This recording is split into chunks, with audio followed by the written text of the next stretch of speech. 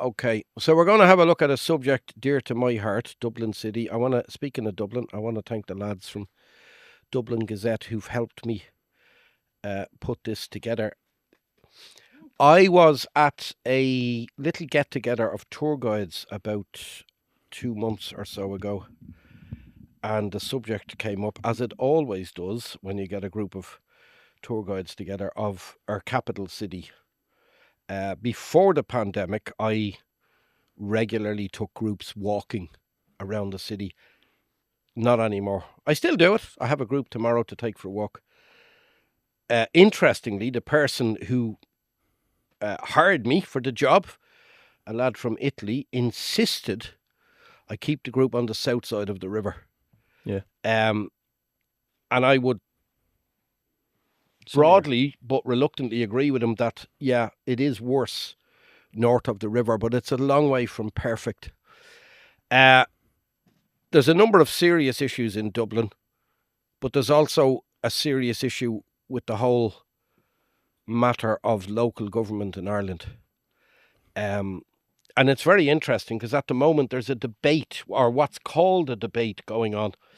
And here, from a newspaper called the Dublin Gazette, which I'm getting a huge amount of money paid to shamelessly promote. But it's time to build a capital that reflects European values, livability, accessibility, and public space, says an MEP. The one thing they didn't mention is the issue of a directly elected mayor.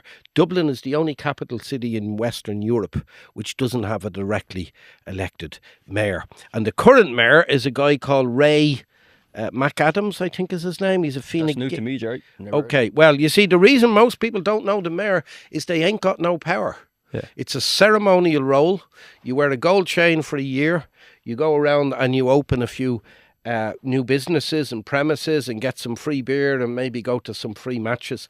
But it's very much ceremonial and it's shared out on a roster. The person who really runs Dublin is the city's chief executive, and his name is Bob. Yeah, you don't know that one either because most people don't either. But they might have heard of Liam Keegan? No.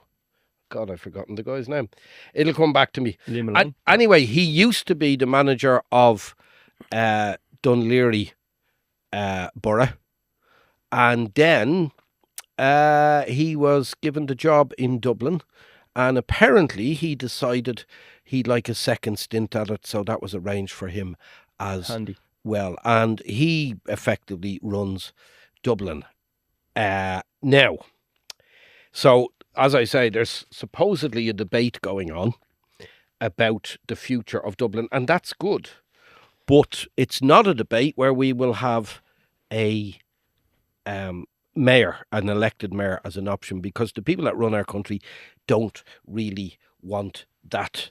And here is the current mayor. Yes, Ray McAdam. I don't believe it would be effective. So if he doesn't believe, then we're probably not going to get a mayor. Ray McAdam, who, by the way, is from County Cavan originally. Not that there's anything wrong with that, because Dublin is like any capital city in any country. It gets people from all over the world. But if you're of a certain vintage, you might remember this. This is Wood Quay. And in the late 1970s, it was discovered that Wood Quay was essentially the centre of Viking Dublin. It was the port on the river. Oh, yeah. Remember, Viking Dublin, 1,000 years ago, the only way into Ireland was in a boat. The only way into Dublin was into Dublin Bay and up the river. And Wood Quay was effectively the centre of Viking Dublin, with goods coming in from Scandinavia to the Mediterranean and the Baltic and all points in between. Viking Dublin was a huge trading port. Is that up around the Dublinia area? Yeah, it's immediately north Circle K there. of Christchurch Cathedral. Yeah. And in fact, today, if you're on the north side of the river and drive past Christchurch Cathedral, you can barely see Christchurch Cathedral because Dublin City Council, Dublin Corporation, big, as it was called at the time, built their civic offices there. Right in the 1970s, the late 1970s, when Wood Quay was discovered, buried under hundreds of years of accumulated soil and debris. In the Lidl there, on Thomas Street, there's a section where the floor is Yeah. There's it's glass and you can see underneath, and it's Yeah, like in there's areas similar of- in Lidl in Ainger Street. Is there? Oh Yeah. Yeah, it's underneath. In fact, anywhere around there, that was the centre of Old Dublin. That's why the main street running west down towards Guinness from Christchurch Cathedral is called High Street, because it was the High Street. Yeah. And street names go back to those times, Haymarket, Cornmarket and so on. So this was the core of Viking Dublin, and essentially Viking Dublin was the biggest Viking town outside of Scandinavia itself. Wow. In any other country, Class. I suspect, any other properly run country, Woodquay would today be a World Heritage 100%, Site. yeah. That's how important it was. But our city council, despite rallies with hundreds of thousands of people attending, senior political figures, not just from Ireland, but people from next door in Britain and around Europe, came into Ireland. Mary Robinson was quite prominent in these protests. And Dublin City Council, Dublin Corporation, as it was at the time, made a very important point. We don't do democracy. We run the city. Yeah. We are the experts.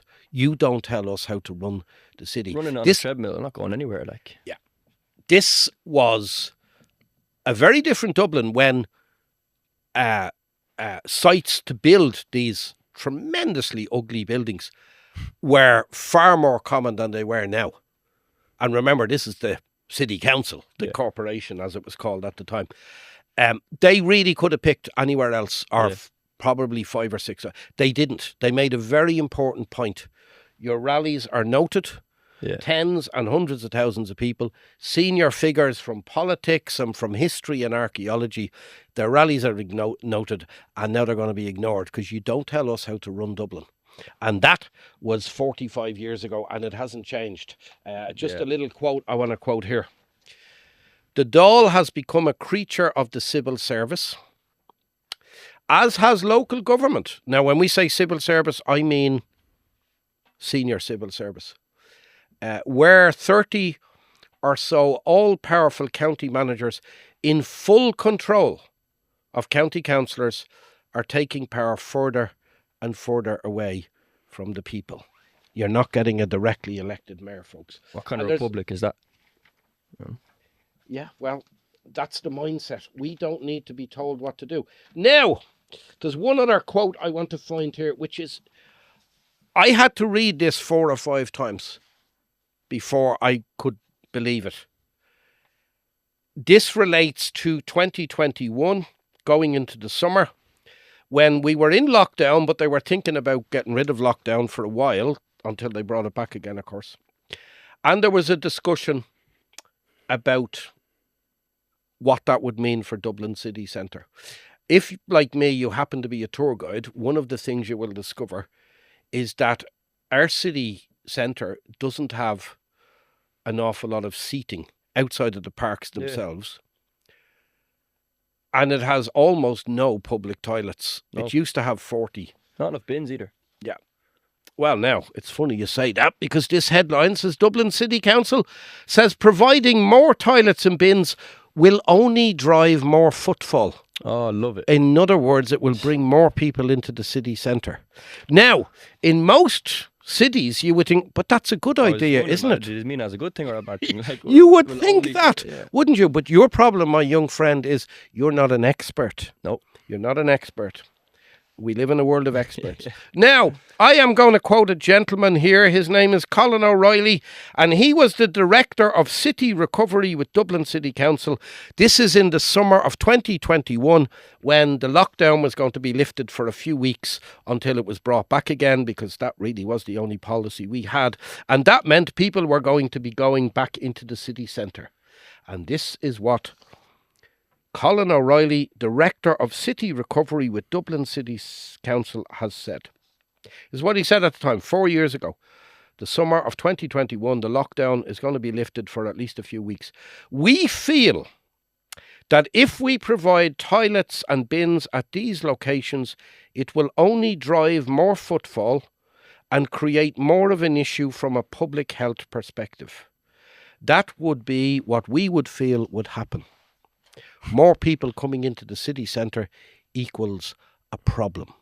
I defy anybody who happens to watch this podcast to go out and find a city anywhere in the Western world with a mindset that says more people equals a problem. And then he also says a bit later on in the same interview,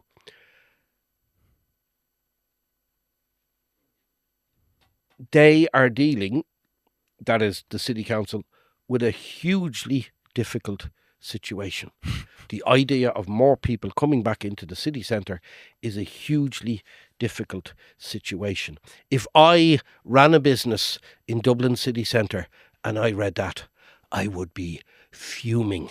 I would be that is the mindset of our city council. You're not getting Woodkey preserved. That was in the 1970s. You're not getting an elected mayor. We are having a discussion about the future of Dublin and making it European and livable and all the rest of it. But you're not getting a mayor, and more people coming into the city centre is a problem. What an extraordinary mindset. That is our city centre. I was talking to one of these tour guides at this little get-together we had 8 or 10 weeks ago. And, okay, I promised I wouldn't say. Liam Keegan, is that the name? Yeah. Of this city? Chief Executive. Chief Executive, yeah, extraordinary. Given the job, I don't know how openly it was advertised, and basically, apparently, he said he'd like another crack at it, another 4 or 5 years, whatever the stint. So he got it. But I met a couple of people at this get-together of tour guides. One of them said, basically, how can I phrase this diplomatically, that the people who run our city are the enemy. A bunch of expletive. A bunch of the C word, basically. Crowd, And another was a driver who told me that he had recently met a professor in the area of city planning and so on.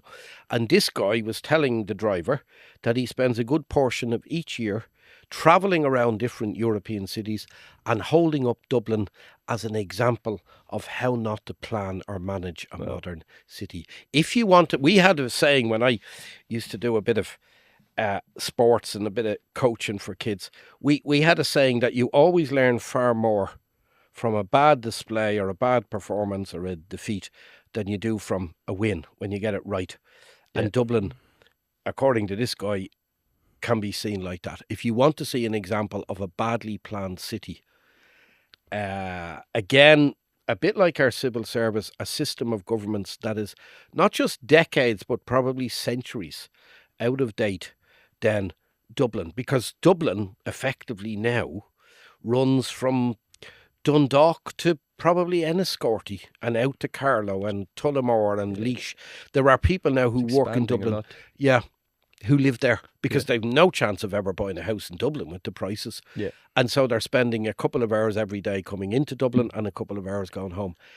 We have never had a discussion on the fact that we have a low-rise city, even though the population's going up. True. Every city in Europe had a rule that no building was to be taller than the spire of the cathedral.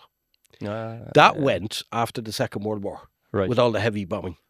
And cities built upwards. Now, in one way, Dublin was lucky because we were spared sticking people into high-rise flats, which we now know are not a good place. Imagine some of them in the north in the city.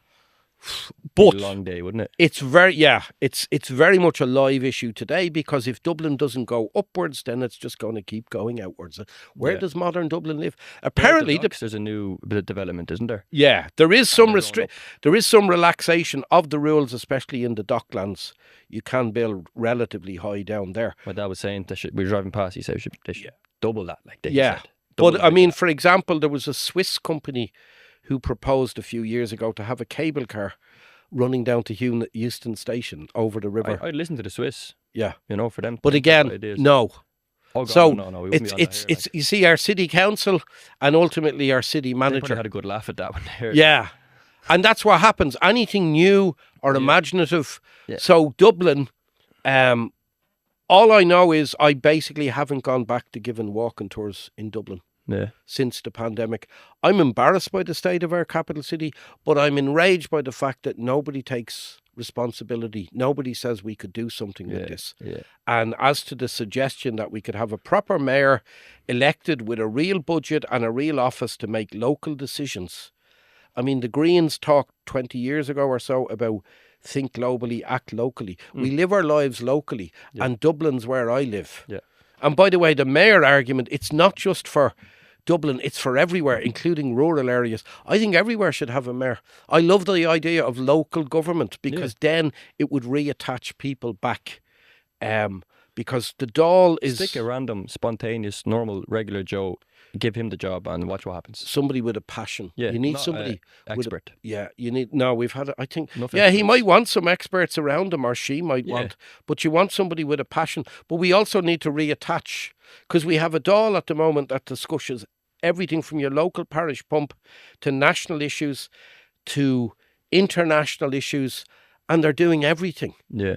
And you look at it and you go, no, this doesn't, like I said, this doesn't represent me. Doesn't I don't know what it, I just don't, I don't know. And all sorts of issues that have become massive, I think are completely trivial. And all sorts of really important issues are either being ignored or barely given any attention at all. What would you like to see changed? A few things, but I would like to see politics and democracy becoming much more active. It's too passive. It's almost like another consumer. It's something you elect politicians for 4 or 5 years and then you leave them more or less do what they like. I don't think that works anymore. I think people need to reattach firstly at a local. Especially because of the scale of it as well. Like you're saying, start at the local, but Yeah. there's a lot more in our hands now to be just swinging around every 4 years. And Yeah, let them at it. I think that system is out of date. Yeah. It doesn't work anymore. It's Yeah. ineffective. It's too passive. And it's led to a huge amount of either apathy or maybe anger. And what do you think is the best way for us Irish people? How do you think what kind of relationship would work best for our kind of personalities, how we're set, how we're wired with the state? Ireland has a wonderful advantage over most countries. It's still very, very strongly community based. Yeah. It still has a huge amount of volunteerism Yeah. and what's called Look at the guy. social. You've got- Well, the GAA is probably the prime example, but they're not the only one. No. So for anyone new coming into the country, if you want to feel accepted, if you or your kids join the GAA club. If it's not a GAA club, there's a summer project, or there's somebody running a group looking after kids with special needs, or elderly people, or there's a hiking group, or there's a drama group, or there's so much. There are countries where there's almost none of this. We still have a huge amount of it. If I need help in something in my life, I don't go to the state. I go to my circle of friends. Go locally, yeah. Yeah, my family or my circle of friends. That's a huge advantage. But if we don't pay that attention, if that corrodes, I think Ireland becomes just another country. I think the future is local. Almost like in the medieval world where people lived in city-states. Yeah. And actually a lot of them became very, very wealthy. Yeah. Because they could sort out their issues locally before they became much bigger issues. Yeah. And I think the future isn't these supranational organisations like the EU and international just so legal broad. decisions. Yeah. I think make that's it to measure, like. Yeah. Make the measure for the people. Yeah. Like my friend Eamon, shout out to Eamon, he's out in Lebanon at the moment, was saying, he's from Iraq, and he was saying, he was saying Iraq's in a shithole right now, but he was saying because there's no dictator. Yeah. He said that Iraqi people need to be told what to do, like kind of not. Well, Do you think we're the same? the funny thing is, no, I don't think we want a dictator, but I do think we need to do.